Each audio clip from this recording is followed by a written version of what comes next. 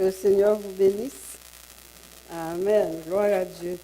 Que ta lumière brille. Est-ce que votre lumière brille ce matin? J'avais le goût de porter la veste là pour briller de tous mes feux.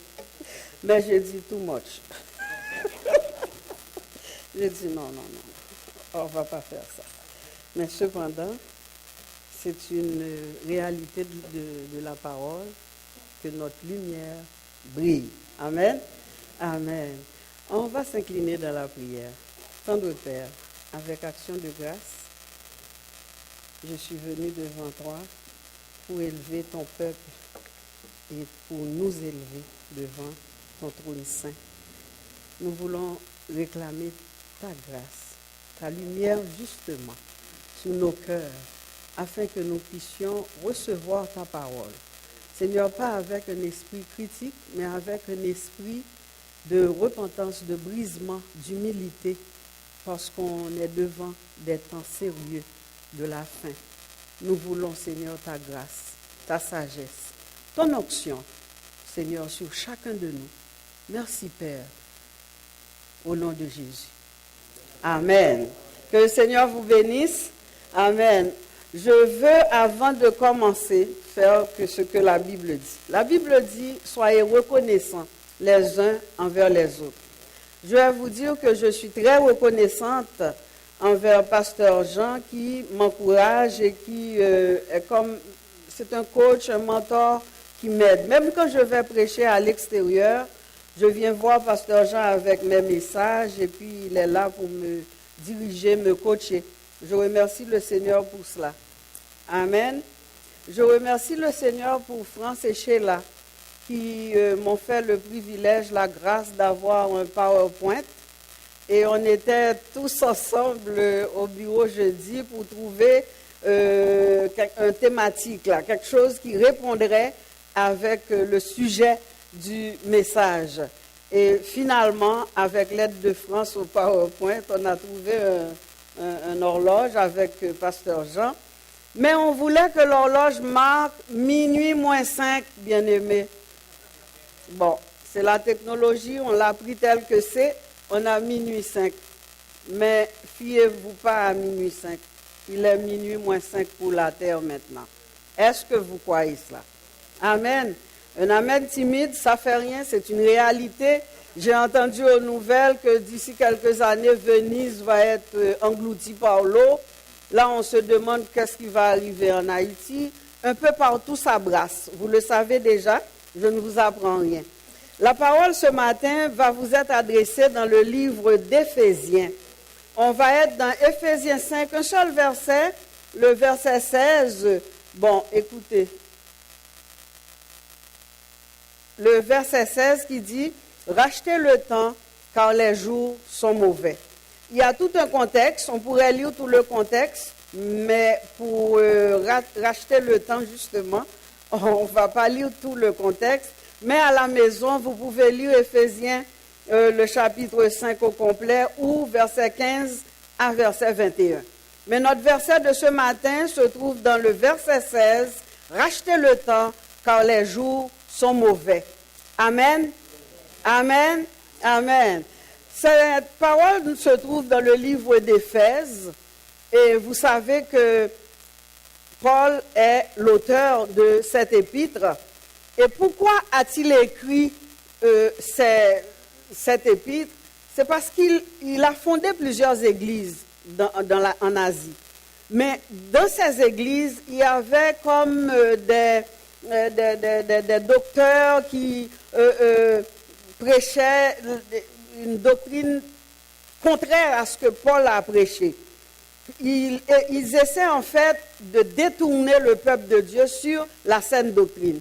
Alors Paul a pris sur lui d'écrire cette lettre sous l'inspiration de la grâce pour recentrer la doctrine centrale du christianisme qui est l'amour. C'est tellement puissant que Paul, en guise de bénédiction, à la fin de son épître, Éphésiens chapitre 6, 24, il va dire Que la paix et la charité avec la foi soient données aux frères de la part de Dieu le Père et du Seigneur Jésus-Christ. Il termine en disant que la grâce soit avec tous ceux qui aiment notre Seigneur Jésus-Christ d'un amour inaltérable. La doctrine de base de l'évangile, du christianisme, c'est l'amour. C'est tellement puissant que Paul insiste sur cette valeur-là, l'amour de Dieu. Ne serait-ce pas l'amour, ni vous ni moi, nous ne serions pas ici ce matin. Amen. L'amour de Dieu nous a attirés, nous a mis ensemble. Nous disons que ta lumière brille. C'est vrai, je suis très sage quand je marche dans le verglas. Et puis l'eau coule, puis la glace était toute brillante. Puis dans mon cœur, j'ai dit, Jésus, brille en moi. Brille en moi. J'ai tellement peur de tomber. Donc oui, que notre lumière brille, pas le verglas, pas la glace seulement, mais en nous, dans nos cœurs. Donc l'épître aux Éphésiens, c'est une épître charnière dans la vie de l'Église, parce qu'elle est basée sur l'amour. Cette épître contient deux parties, une partie doctrinale, sur la connaissance pure de la parole, mais il y a aussi une autre partie qui fait ressortir les implications morales, une nouvelle marche, sur la nouvelle marche chrétienne, sur l'amour, sur l'humilité, sur les relations constructives et la bataille victorieuse contre le mal, par la confiance totale dans les réalités spirituelles. L'apôtre a mis en évidence la sainteté chrétienne, opposée aux mœurs corrompues des païens. Il prodigue plusieurs exhortations. Il nous encourage à marcher. Il va dire dans Éphésiens 5:1, marchez, devenez des imitateurs de Dieu comme des enfants bien-aimés et marchez dans la charité, à l'exemple de Christ. Et j'ai remarqué que dans tout l'épître, 5 fois le mot marcher dans la charité, marcher dans l'amour, marcher comme des enfants de Dieu, marcher à l'exemple de Christ est répété 5 fois. Donc il faut croire qu'on a quelque chose à faire. On ne va pas juste être religieux. On vient, on s'assoit chaque dimanche. On est là pour la louange. On n'aime pas tel air. On veut tel air. On n'est pas venu pour ça ici. On est venu pour adorer notre Dieu. On est venu pour adorer notre Seigneur. On est venu pour glorifier son nom. On est venu pour que sa parole nous soit enseignée et que cette parole nous sanctifie. Voilà le but pour lequel nous sommes ici ce matin. Amen. Amen. Gloire à Dieu. Alors c'est pour vous dire que nous sommes à un temps crucial de l'humanité, de l'existence de l'humanité. Nous entendons des feux par-ci par-là. Pasteur Jean a tellement bien décrit les bouleversements dans divers endroits de la terre. On n'a pas besoin de se faire un dessin. C'est une réalité que la terre franchit une dimension qui sent la fin. Ça sent la fin, ça respire la fin. Amen.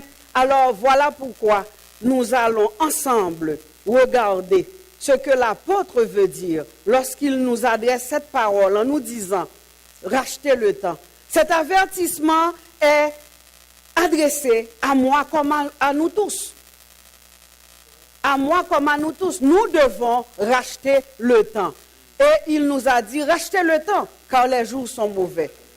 J'ai été voir temps, racheter.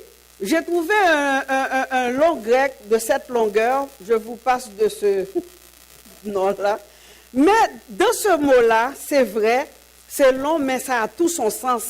Il y a 2 mots là-dedans. Il y a ex qui veut dire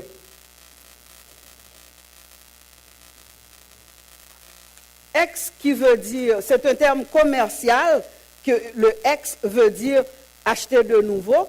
Et il y a l'autre mot qui veut dire la place. Vous entendez toujours agora.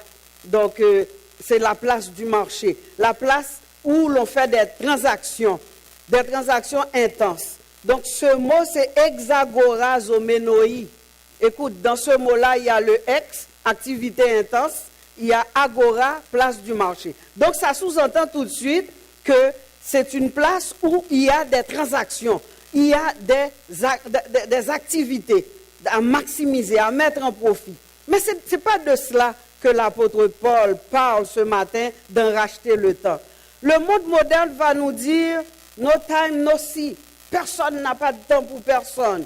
Il y a ce vieux dicton qui va dire « time is money ». Ce n'est pas de ça que l'apôtre parle. Tout le monde court pour valoriser leur temps, pour être compétitif, pour maximiser leur rentabilité. Ou sur la base limitative, certains diront « nous n'avons qu'une vie à vivre » et ils se lancent dans un rythme effréné pour vivre cette vie à la manière du monde. Ce n'est pas de cela que l'apôtre parle. Que dit la parole de Dieu à ce sujet? Il nous faut comprendre le concept racheter et comprendre aussi le temps. Pour le mot temps, nous avons le mot chronos. C'est de ce mot-là que vient le mot et chronologie, qui veut dire espace, période, saison. Ce n'est pas de cela que l'apôtre parle non plus. Donc, la définition que je viens de vous donner, c'est le chronos. Ecclésiaste va dire une chose, un temps pour chaque chose. Encore là, c'est un autre mot grec. Ce n'est pas de cela que Paul parle. Dans notre texte, il s'agit du terme kairos, pour temps, pour le temps de Dieu. Le temps que Paul utilise dans cette expression, racheter le temps. Et dans les recherches, qu'est-ce que j'ai trouvé? J'ai trouvé que kairos, c'est un terme grec, mais dans la mythologie grecque, il y avait un petit dieu, des minuscules, qui s'appelait kairos. Ce dieu-là, c'était le dieu du temps qui passe. Donc, quel problème? Ce dieu-là, quand il passe, il faut se dépêcher. On peut faire trois choses. On peut soit tourner la tête pour le laisser passer, ou bien on peut l'ignorer carrément, ou bien on le saisit. Ce Dieu-là, d'après ce que j'ai vu, avait une touffe de cheveux en arrière de sa tête. Quand il passe, si tu es rapide et tu veux jouir des grâces, il fallait saisir ce Dieu-là par la touffe de cheveux en arrière. Mon Dieu, quel sport! C'est pas ça notre Dieu veut pour nous ce matin. Amen. Donc, voilà pourquoi le sens profond de kairos, voilà pourquoi Paul utilise kairos. C'est parce qu'il y a une urgence à se précipiter, à saisir, à attraper quelque chose, à saisir une opportunité, à saisir le temps qui passe. Il veut nous faire réaliser par rapport au temps de Dieu qu'il faut saisir le temps de Dieu. Amen. Il faut l'attraper. Il faut mettre le temps de Dieu à profit, c'est-à-dire saisir l'occasion, l'opportunité qui passe pour entreprendre tout ce qui contribuera à répandre l'évangile, à faire avancer le royaume. J'ai bien aimé quand le pasteur disait que souvent, surtout à la période des fêtes, Action Secours a des tonnes de boîtes à débarquer et que s'il y en a qui disposent d'un peu de temps, maximisez votre temps pour le royaume. Venez aider. Donnez ce temps-là, venez aider. Alors c'est dans ce sens-là que Paul nous dit ce matin, nous exhorte ce matin à racheter le temps. Amen. Racheter le temps. Paul va utiliser ce terme pour dire à Timothée, « Hey, Timothée, perds pas de temps, prêche la parole, insiste en toute occasion, favorable ou non. » Il va encore lui dire, « Combat le bon combat, saisis la vie éternelle à laquelle tu as été appelé. » Donc notre premier point, c'était racheter le temps. Et nous allons comprendre que la Bible s'ouvre et se ferme sur des notions temporelles. La Bible, dans Genèse, va dire au commencement. Et pour terminer, dans Apocalypse, il va dire la fin, pas vrai? Il va nous dire, oui, je viens bientôt. Apocalypse 22, 20. Donc ces deux citations nous renseignent sur la notion biblique du temps. Le temps biblique a un commencement et le temps biblique a aussi une fin. Le commencement, c'est la création. Mais la fin, c'est quoi? Le retour de Christ. le retour de Christ. Donc cette ligne du temps s'inscrit dans une perspective d'éternité. Parce que quand Christ va revenir, il va revenir pour régner, il va revenir pour nous sauver, il va revenir pour que nous vivions avec lui pour l'éternité. Amen. On a hâte, Seigneur, viens, on a hâte. Donc vraiment, nous pouvons dire que l'apôtre Paul va dire lorsque les temps furent accomplis. Donc c'est toujours le temps de Dieu. Et l'accomplissement de ce temps, comme je viens de vous le dire, c'est le retour de Jésus. D'ailleurs, à la croix, dans Jean 19, nous lisons ceci, et tout est accompli. Ça veut dire que Jésus, de son côté, a tout fait. Jésus a tout fait. Vous êtes assis là ce matin, Jésus a tout fait. On peut ensemble avec moi dire, tout est accompli. Amen. Que j'entende le peuple de Dieu dire, tout est accompli. Donc, nous avons compris que oui, tout est accompli. Et nous avons compris que racheter le temps, c'est saisir l'opportunité. Il dit à Timothée, saisis la vie éternelle. Nous avons cet exemple de la femme perte de sang. Cette femme-là, Jésus passait, une foule compacte. Cette femme-là a saisi la grâce de Dieu qui passait. Jésus passait. Nous avons Timée et Bartimée. Bartimée était sur le bord du chemin à Jéricho, sur la route. Jésus passait. Bartimée a saisi la grâce. On lui a dit, tais-toi. Il crie plus fort. Ce matin, peut-on crier plus fort? Gloire à Dieu. Gloire à Dieu. Criez plus fort. Saisis la grâce. Ce matin, je peux dire avec assurance, la grâce est là ce matin. Amen. La grâce est là pour ta maladie. La grâce est là pour ta douleur au dos. La grâce est là pour le diagnostic que tu reçois. La grâce est là pour nos malades qui sont malades dans notre église. La grâce est là pour nous délivrer de toutes sortes de difficultés. Amen. Amen. La grâce est là. Alors c'est notre devoir. Quand nous venons à l'église, ne venez pas comme spectateurs, auditeurs, on s'assoit. On vient pour saisir la grâce. Amen. On vient pour saisir la grâce. Alléluia. On vient pour saisir la grâce. Ce matin, je suis venu, j'ai saisi la grâce. Parce que je suis venu avec un fardeau, avec un cœur triste. Mais j'ai saisi la grâce. Et ma lumière a brillé de tous ces feux. Amen. Il faut saisir la grâce. C'est ça que Paul veut dire quand il nous dit racheter le temps. Oui, il nous faut saisir la grâce. On a compris cette parole de Paul. Savez-vous, Paul, sur le chemin Saul, le chemin de Damas, Jésus l'a arrêté. Saul, Saul, pourquoi me persécutes-tu? Mais il l'a arrêté. Mais il lui a donné un mandat. Va à Jopé, rencontrer Ananias, le serviteur de Dieu. Il te dira la suite des choses. Bien-aimé, Christ t'a saisi ce matin. Pourquoi t'a-t-il saisi, en fait? Regardez ce que Paul a dit dans Actes 22, 14 et 15. J'ai entendu que... Ok, Actes 22, versets 14 et 15. Après que Paul et Saul fut tombé et que l'Esprit de Dieu lui ait parlé et l'a envoyé vers Ananias, il lui a dit, le Dieu de nos pères, voici le mandat. Ananias a imposé les mains sur Paul, ses écailles sont tombées, il a vu, il était aveugle, frappé d'aveuglement, là il voit, et le mandat vient avec ses yeux qui sont ouverts. Alors, nous avons un mandat avec le salut que Dieu nous a donné. Amen. Voici le mandat.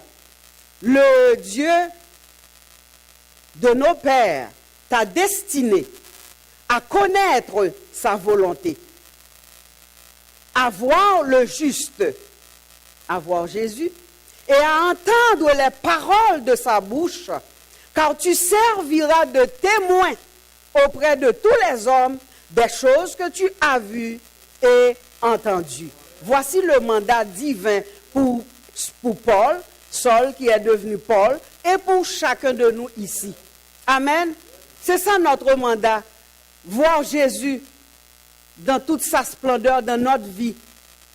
Que notre lumière brille. rattraper le temps en prêchant la parole autour de nous. On est devenu comme gelé. On vient à notre église, on fait notre petite béa du dimanche, on s'en va. On prend même pas le temps de dire que le Seigneur te bénisse. J'ai pensé à vous, j'ai prié pour vous. Il n'y a plus ça à l'église. Souvent, mon mari me reprenait parce que il dit, tu traînes toujours à l'église. Oui, je traîne toujours parce que j'observe le peuple de Dieu. Des fois, une personne a juste besoin qu'une main sur son épaule. Écoutez, entrailles de miséricorde, de compassion, de bonté, d'humilité, c'est à ça que Christ nous a appelés. On court, on ne prend pas le temps de regarder un frère dans les yeux et lui dire « tu as l'air triste ». Écoute, Facebook ne te montre pas ça. Écoute, la technologie là, un texto, tu ne vois pas le visage de la personne, tu n'entends pas la voix de la personne. Je regrette. Je vous encourage. Ne courez pas tout de suite après le service. Prenez le temps de dire bonjour. Prenez le temps d'encourager un frère ou une sœur. Amen. Amen.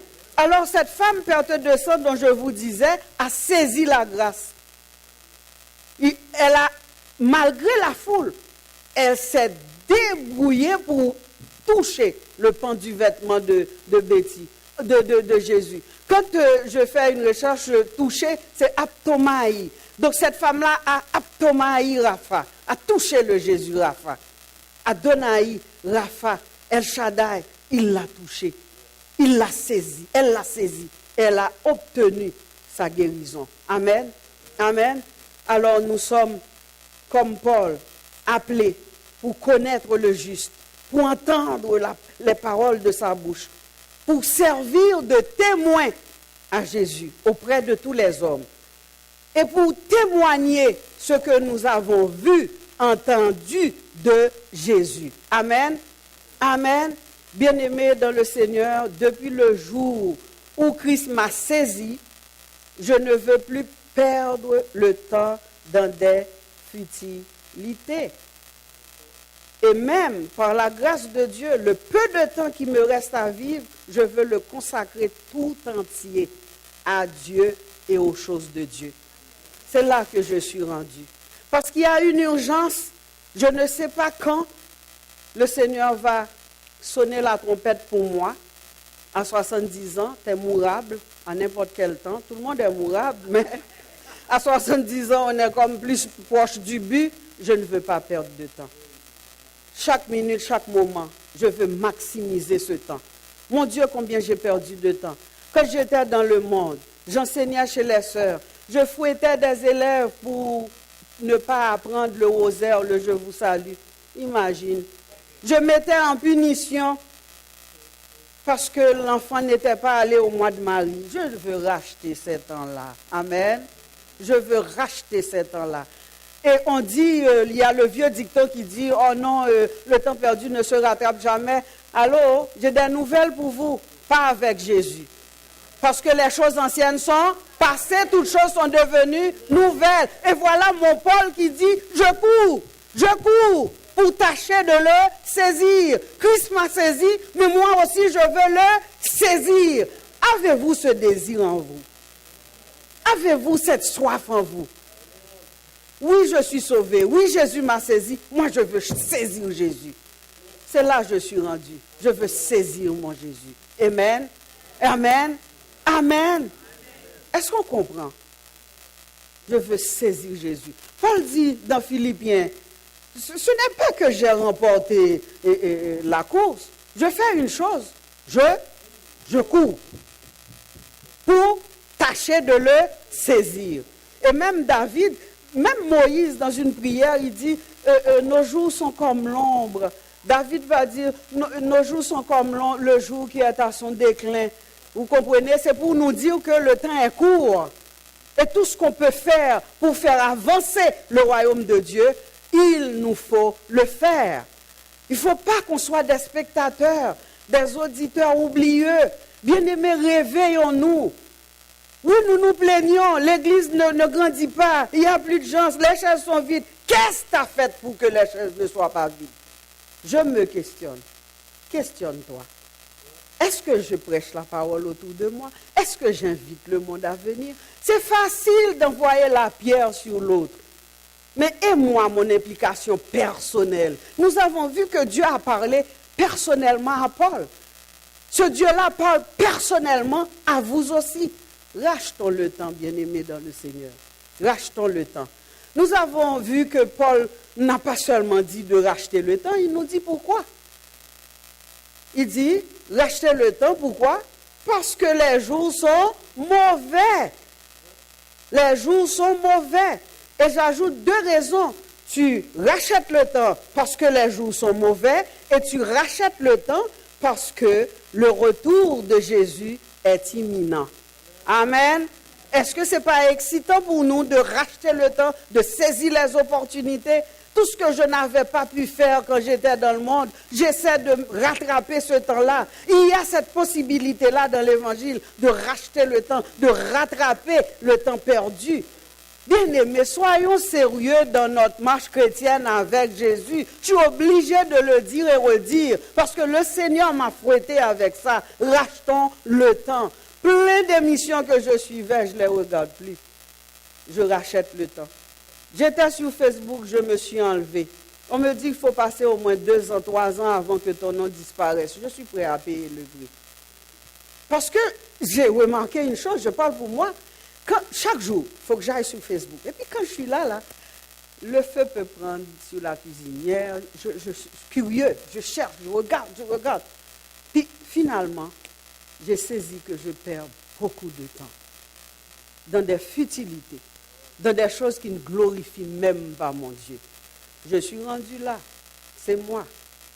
Qu'en est-il pour toi? Qu'en est-il pour toi? Ce matin, on parle d'une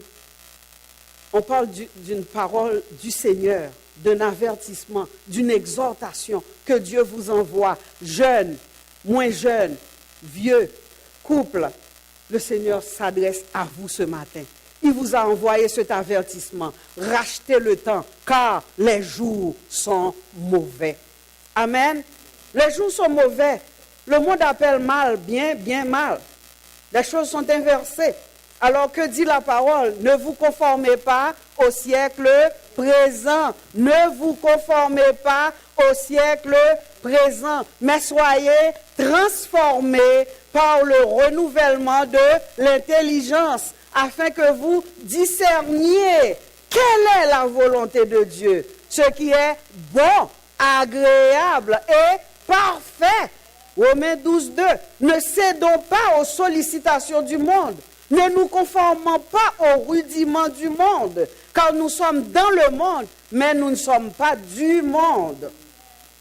Nous sommes un peuple saint, mis à part pour Dieu. Amen. Et vous allez dire, mais comment y arriver?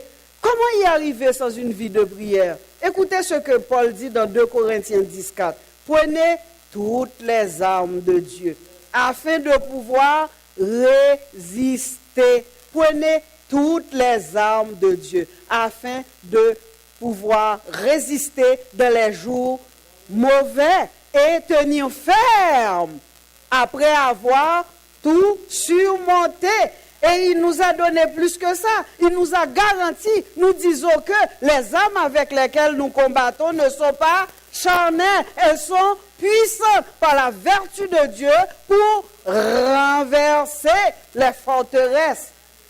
Quelles forteresses? Toutes les forteresses que vous connaissez et que je connais. Amen.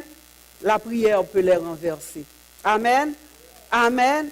Alors, Jérémie va nous lancer cet avertissement, ce conseil. Il va nous dire, défrichez-vous un champ nouveau.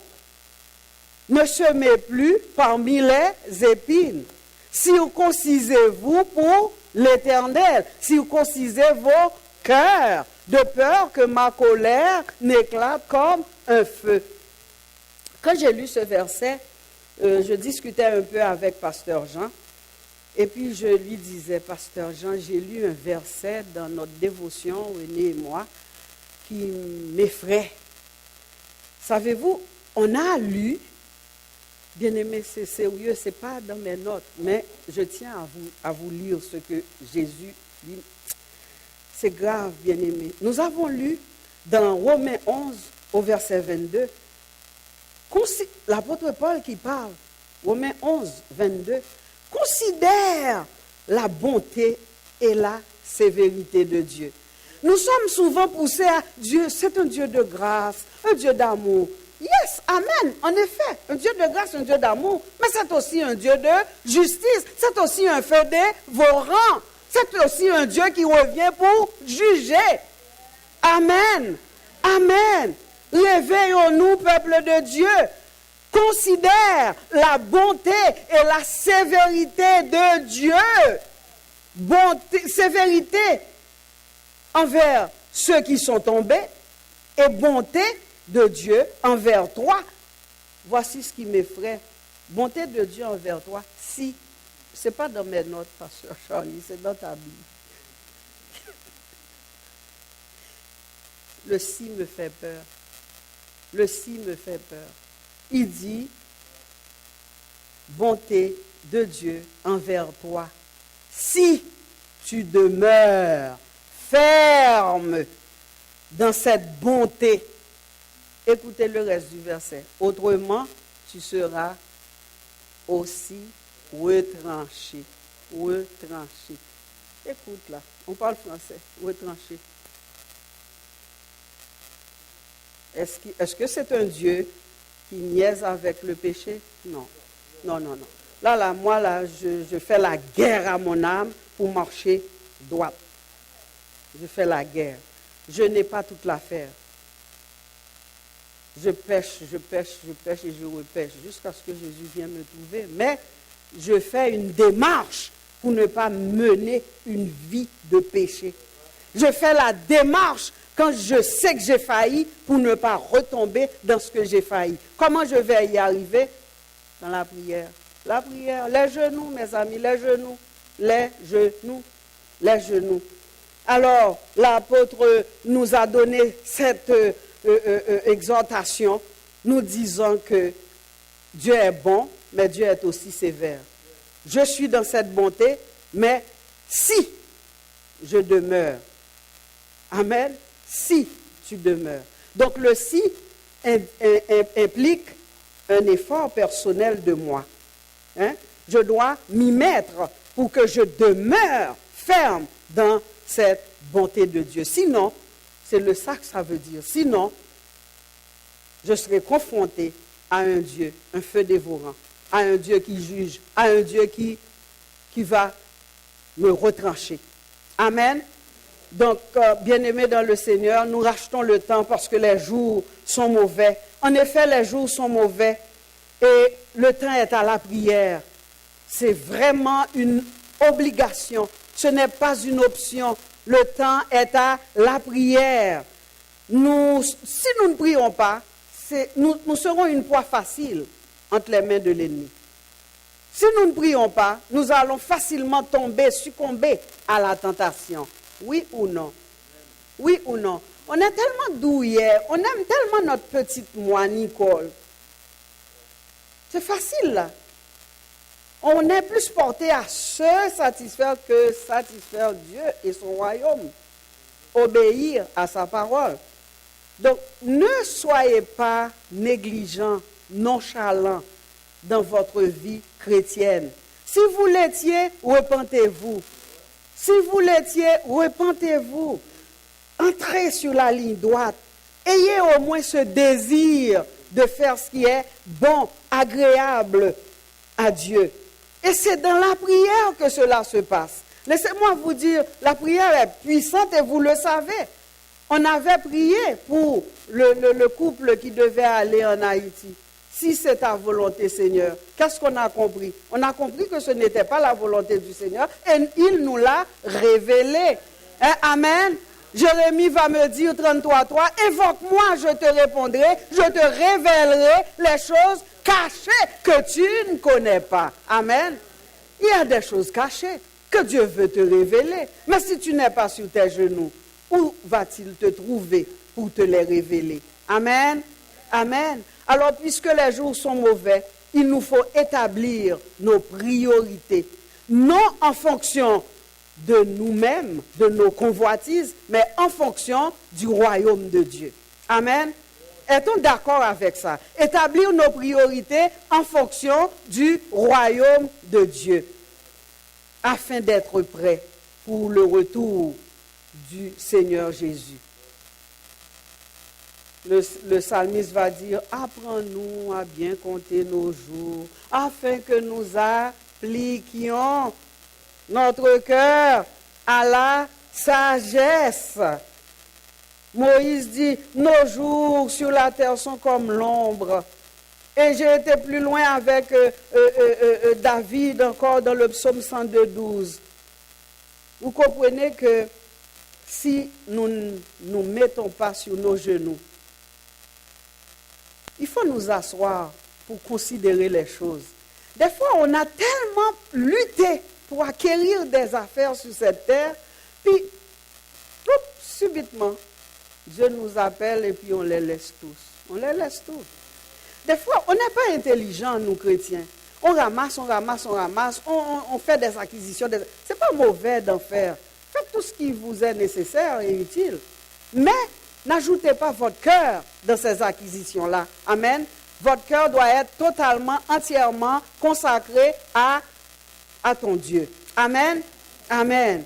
Oui, nous avons dit que le retour de Jésus est imminent. C'est vrai. Non seulement notre cœur nous le témoigne, les événements nous le témoignent. Les Écritures nous avertissent. Et il y a cette sensibilité spirituelle qui va nous faire sentir, il y a quelque chose, c'est pas possible. Tout brasse sur la terre, partout. Il y a des affaires qui se passent partout en même temps. Vous avez vu ce qui s'est passé dans les nouvelles en Europe, là, en France? Partout. Partout. On aurait pu dire, oh, c'est Haïti, un petit pays sous-développé. Mais non, la France, là, du feu, ça brasse, ça tue, ça fait tout. Bien-aimés dans le Seigneur, rachetez le temps. Les jours sont mauvais. Les jours sont mauvais parce que Christ revient bientôt. Il faut se préparer. Et il y a une chose curieuse qui m'a vraiment attirée par rapport aux jours qui sont mauvais. C'est que dans l'évangile de Marc, les paroles même de Jésus, j'ai aimé ça. Jésus, il dit, prenez garde. Il nous donne encore des avertissements, toujours des avertissements. Il nous exhorte, il nous encourage. Et je vais dire plus que ça. Savez-vous quoi? Église vie d'espoir.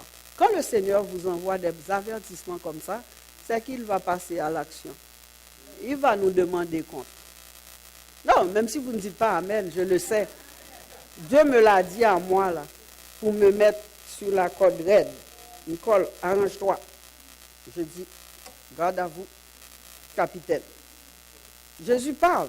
Écoutez, Jésus dit aux disciples, prenez garde que personne ne vous séduise. En passant, je vais dire que celui qui croit être debout prenne garde de tomber. Il n'y a personne qui est plus fort que personne. Bien-aimés, restons sur nos genoux. C'est là le secret. Prenez garde à vous-même. Ça fait 2 fois. Soyez sur vos gardes. Je vous ai tout annoncé d'avance. Jésus qui parle aux disciples leur disant, prenez garde. Quelqu'un peut-il lire la suite? Prenez garde, veillez et priez. Encore, peuple de Dieu, prenez garde, veillez et priez. Car vous ne savez quand ce temps viendra. 3 points suspension. Ce que je vous dis, je le dis à tous. 2 points. Veillez. Amen. Ce que je vous dis, je le dis à tous. Veillez. Amen. Veillez, bien-aimés. Parce qu'on parle de la fin du monde. La fin du monde, là, ça peut venir. Écoutez, c'est venu pour mon frère il y a 10 ans, le 8 mars 2008. C'est venu pour amis, parents, comme ça. C'est leur fin à eux. Quand ma fin va venir? En attendant la grande fin, là, que la trompette sonne. Que le peuple de Dieu. Veillez. J'ai fait beaucoup de recherches là-dessus. il y a deux expressions grecques dans ce veiller-là. Il y en a un qui veut dire percevoir par l'usage des yeux, tourner les yeux vers une chose, regarder, considérer, fixer. Il y a un autre veiller qui veut dire porter une stricte attention. Grégorio, porter une stricte attention. Être prudent, actif. Faire attention à l'indolence envers une calamité destructrice pouvant survenir soudainement. Je ne suis pas venu pour vous effrayer. Vous êtes conscient que les choses sont réelles et vraies. Vous êtes conscient de tout ce qui se passe autour de nous. Et en fin de compte, nous avons ce troisième point qui dit comment racheter le temps en tant qu'enfant de Dieu. Ce que j'aime avec la parole de Dieu, il ne va pas venir nous dire fais ci, fais ça, fais. Il nous donne le moyen. C'est ça l'évangile, c'est ça le christianisme. Il ne nous condamne pas, mais il nous ouvre la porte à une repentance. Alors, un des moyens pour racheter le temps, il faut commencer par la repentance. Regardez ce que dit Ézéchiel. J'aime bien ce verset-là. Rejetez loin de vous toutes les transgressions par lesquelles vous avez péché. Alors, faites-vous un cœur nouveau et un esprit nouveau. Pourquoi mourriez-vous, maison d'Israël? Car Dieu ne désire pas la mort de celui qui meurt, dit le Seigneur l'Éternel. Convertissez-vous. Convertissez-vous donc et vivez. Vous pouvez lire tout le chapitre d'Ézéchiel 18, vous allez comprendre plus de choses mieux que moi. Et enfin, Jérémie 4.3 qui répond encore, qui nous dit, circoncisez-vous pour l'Éternel, circoncisez vos cœurs. Ce qu'on vous demande là, ce n'est pas pour le voisin, ni pour l'autre à côté, ni pour moi, c'est pour nous, pour chacun de nous. Dieu veut nous interpeller ce matin, à nous faire comprendre qu'il nous faut nous mettre sur nos genoux, qu'il faut chercher la face du Seigneur pour nous-mêmes, pour pouvoir résister aux tentations, pour pouvoir découvrir les secrets de Dieu. Parce que Dieu parle, tantôt d'une manière, tantôt d'une autre. Dieu se révèle, Dieu parle. Dieu est un Dieu qui parle. Dieu est un Dieu abondant, il parle. Mais sauf que nous ne sommes pas sur nos genoux à la bonne place pour entendre Dieu. Parce que je vois un Matthieu qui va dire, quand tu pries, entre dans ta chambre, mets-toi à l'écart. Donc la prière, l'apôtre Paul va dire, faites en tout temps, par l'Esprit, toutes sortes de prières. Veillez à cela avec une entière persévérance et priez pour tous les saints. Priez pour tous les saints. Nous avons une équipe de prière excellente, formidable dans l'Église. Et je vais vous dire que depuis qu'on a cette équipe de prière-là, ça brasse beaucoup dans l'Église. Il y a des guérisons, il y a des révélations, il y a des bénédictions de toutes sortes qui pleuvent sur le peuple de Dieu, sur vie d'espoir. Puis j'entends un Amen. Puis j'entends un merci Seigneur. Puis j'entends une action de grâce à l'Éternel. Amen. Marc 11, 22 va nous dire, ayez foi en Dieu. On prie, mais il faut avoir la foi. Or, sans la foi, il est impossible d'être agréable à Dieu. Il faut que ceux qui s'approchent de Dieu croient que Dieu existe et qu'il est le rémunérateur de ceux qui le cherchent. Hébreu, de ceux qui le cherchent. L'autre moyen pour racheter le temps, c'est se mettre à l'écart. Or, combien j'étais touchée dans notre temps de jeûne, la dernière fois, lorsque le thème était Jésus priait. Combien de recherches j'ai fait là-dessus. Combien j'étais brisée, pleurée. Les larmes de mon corps. Je dis, Jésus est Jésus. Jésus est 100% homme, 100% Dieu. Il avait besoin de prier. Non seulement prier, il se mettait à l'écart pour rencontrer. Oui, les prières communes, c'est bon. Toutes les prières communes que l'Église a, venez en foule. Mais il vous faut aussi ce petit temps d'être à l'écart, à part, seul à seul avec Dieu. Seul, face à face avec ton Dieu. Mettez-vous à l'écart. Prière commune, c'est bon, je suis pour cela. Mais Jésus se mettait toujours à l'écart. Il est monté sur la montagne des Oliviers avec ses disciples, ses 2 disciples. Il leur dit, ok, restez là. Et puis il a fait quelques pas en avant. Il s'est prosterné sur sa face pour être seul avec son Père. Donc, un des moyens de racheter le temps, c'est se mettre à l'écart pour prier. Amen. Se mettre à l'écart pour prier. Et Matthieu va nous dire, quand tu pries, entre dans ta chambre, ferme ta porte et prie ton Dieu qui est là dans le secret. Ton Père qui voit dans le lieu secret te le rendra. Amen. Amen. Un autre moyen pour racheter le temps, c'est la lecture et la méditation de la parole. Le psalmiste va dire, oh combien j'aime ta loi. Elle est tout le jour l'objet de ma méditation. Si je pose la question, je veux mettre personne mal à l'aise ce matin. Avez-vous lu votre Bible avant de venir ici? Amen. Amen, Sheila. Amen. Et j'ai lu dans ma Bible à moi que les Juifs de Bérée, ils étaient sages, ils étaient intelligents. Regardez qu'est-ce qu'ils faisaient. Ils recevaient la parole avec beaucoup d'empressement. Qu'est-ce qu'ils faisaient? L'Église, qu'est-ce qu'ils faisaient? Ils examinaient chaque jour les Écritures pour voir si ce qu'on leur disait était exact. Amen. Peut-on suivre l'exemple des Juifs de Bérée? Amen. Peut-on venir entendre un partage, l'enseignement biblique, l'étude biblique, les messages, en prenant des notes, en allant examiner, en allant vérifier, est-ce que ce qu'on m'a dit du haut de la chair est vrai? Est-ce que c'est de Dieu? Tu n'as pas d'affaire avec moi là, tu as affaire avec ton Jésus et ta conscience. Tu reçois la parole, tu l'examines et tu pries pour que tu la mettes en pratique. Et c'est ce qu'ils faisaient, ces hommes-là. Ils recevaient la parole avec précipitation, mais ils allaient examiner pour voir si ce qu'on leur disait était exact. Voici les moyens efficaces pour racheter le temps, pour marcher avec sagesse.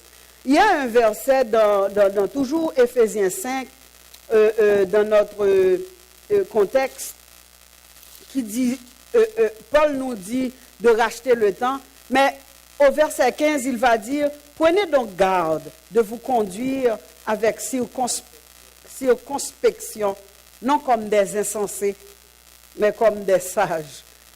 Quand il dit non comme des insensés, non comme des fous, littéralement c'est ça que ça veut dire. Hein? Prenez donc garde de vous conduire avec circonspection, c'est avec respect, akribos, c'est soigneusement, avec respect, avec sagesse. Conduisez-vous avec sagesse. Ce temps-là nous demande de la sagesse. Racheter le temps, c'est marcher avec circonspection, soigneusement, se conduire avec sagesse. L'apôtre nous a prodigué des conseils salutaires en vue d'une part de racheter le temps, d'autre part pour nous préparer pour le jour glorieux du retour de notre Seigneur Jésus. Amen. Amen. Et j'invite les musiciens à venir. Le mot de la fin, c'est simplement le chapitre 5 des Éphésiens, les versets 19, 20 et 21. On a pris la peine d'écrire ça. Et j'aimerais que vous suiviez avec moi ce que l'apôtre Paul nous dit dans Éphésiens. Abstenez-vous du vin, c'est de la débauche. Oh, ben sûrement on va dire, waouh, le vin, moi-même j'aime beaucoup le vin, du bon vin, j'aime ça. Cependant, voici ce qu'il veut dire, que le vin ne me contrôle pas. C'est ça, ça veut dire. Abstenez-vous du vin, ça veut dire que le vin ne contrôle pas ma chair, que c'est moi qui dois contrôler par le Saint-Esprit le vin. Amen. Abstenez-vous du vin, c'est de la débauche. Soyez au contraire remplis du Saint-Esprit. Entretenez-vous par des psaumes, des hymnes, des cantiques spirituels, chantant et célébrant Dieu de tout votre cœur. Rendez continuellement des actions de grâce pour toutes choses à Dieu le Père, au nom de notre Seigneur Jésus-Christ, tout en se soumettant les uns aux autres dans la crainte de Christ. Se soumettre les uns aux autres, on prêchera quelque chose là-dessus. Parce qu'il y a beaucoup de choses, moi-même, j'ai à apprendre sur la soumission. Beaucoup, priez pour moi. Je vais être une femme soumise. Amen. On va relire le mot de la fin. Ça nous concerne tous. Ensemble, s'il vous plaît. Abstenez-vous.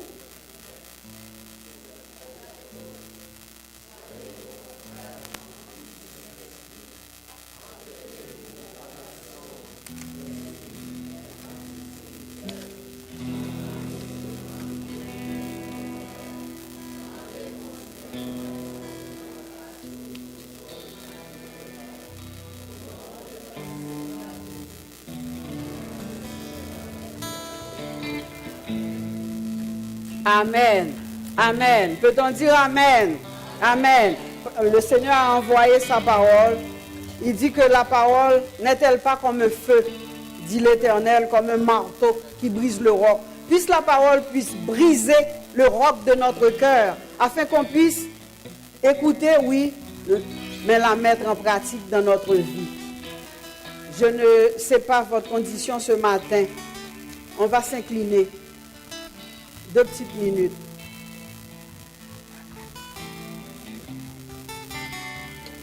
Est-ce qu'il y a ici du monde des gens qui n'ont pas encore accepté Jésus dans leur cœur comme leur sauveur? S'il y en a, c'est le temps de racheter le temps, de prendre la bonne décision. S'il y a une personne, il peut lever sa main là où elle est et on va prier avec cette personne. Nous sommes tous ici des enfants de Dieu. Mais maintenant, si vous sentez en vous-même que le message vous a interpellé et que vous sentez vraiment, vous voulez prendre une décision, une reconsécration, si je ne m'abuse, c'est le temps vraiment de s'avancer, de venir prier. Dis Seigneur, c'est vrai, j'ai perdu beaucoup de temps au téléphone, dans toutes sortes de choses futiles. Mais me voici. Je veux me reconsacrer à toi pour pouvoir racheter le temps parce que les jours sont mauvais. Si vous voulez vous avancer, Pasteur Jean, Pasteur Charlie vont prier avec vous. Bien-aimés dans le Seigneur, ne soyez pas gênés. L'église, c'est la place pour avancer. Venez prier, venez dire au Seigneur, je veux racheter le temps. Je ne sais pas quand vous allez m'appeler, quand vous allez revenir, mais je veux, Seigneur, me consacrer à toi et à toi seul. Si vous sentez ce besoin dans votre cœur de vous avancer et que l'Église puisse prier avec vous et pour vous, c'est le temps de le faire. Alléluia. Gloire à toi, Seigneur. Alléluia. Oui, Seigneur, c'est sérieux cet avertissement que tu nous envoies à l'Église Vie d'Espoir. Nous qui sommes là, tu nous parles. Nous sommes responsables pour ce que tu nous dis ce matin. Avancez, bien-aimés, n'ayez pas peur. Venez prier. Venez vous consacrer au Seigneur. Venez dire au Seigneur, j'ai besoin de toi. J'ai besoin de ta main sur moi. Pasteur Charlie, Pasteur Jean vont prier avec vous. Oui, Seigneur, nous avons besoin de toi ce matin. Nous voulons te dire, nous t'aimons. Nous voulons que notre lumière brille. Nous voulons que tu nous saisisses, Seigneur. Saisis-nous, Seigneur. Saisis-nous, Seigneur. Nous voulons te saisir à notre tour. Nous voulons être sérieux avec toi dans notre marche chrétienne. Nous voulons nous consacrer totalement à toi, Seigneur. Nous ne nous appartenons pas. Notre vie ne nous appartient pas. Nous t'appartenons, Seigneur. Touche-nous, Seigneur.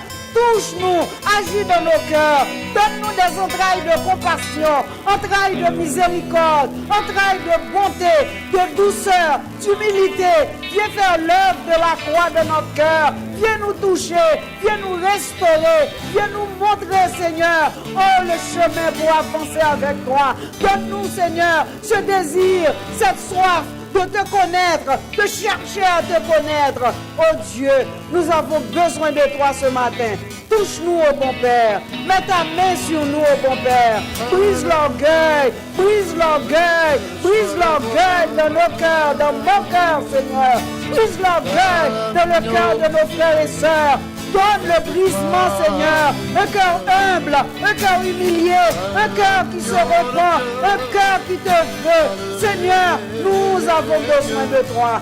Père, viens maintenant. Touche-nous, Père. Touche-nous. Touche nos cœurs. Touche nos cœurs, Seigneur. Merci pour ta grâce. Merci pour tout ce que tu as fait. Merci pour tout ce que tu feras encore. Nous te donnons toute la gloire. Nous bénissons ton nom. Nous t'exaltons. Nous t'adorons. Nous nous prosternons devant toi. Oui, devant toi, Seigneur. Non devant un homme, mais devant toi. Reçois l'adoration. Reçois l'adoration. Reçois la gloire. Reçois la gloire. Reçois la gloire au siècle des siècles. Oh, amen. Alléluia. Gloire à toi, Seigneur. Merci, Seigneur. Louange et gloire à ton nom, Jésus. Oui, nous avons besoin de toi. Oui, nous avons besoin de toi, Seigneur. Oh, nous sommes vulnérables. Nous sommes démunis, Seigneur. Nous avons besoin de toi. Donne-nous d'être vrais. Donne-nous de marcher dans la charité. Donne-nous de marcher avec un cœur plein de compassion pour ceux qui souffrent. Seigneur, fais-nous grâce, oh Dieu. Agis en nous, Père. Agis en nous, Père. Merci, oh Dieu. Merci pour ta grâce. Merci pour tout ce que tu as déjà fait. Merci pour tout ce que tu feras encore. Nous te prions, non pas que nous en sommes bons ni dignes, mais au nom de Jésus, qui vit et qui règne au siècle des siècles. Amen. Amen. Alléluia. Gloire à toi, Seigneur.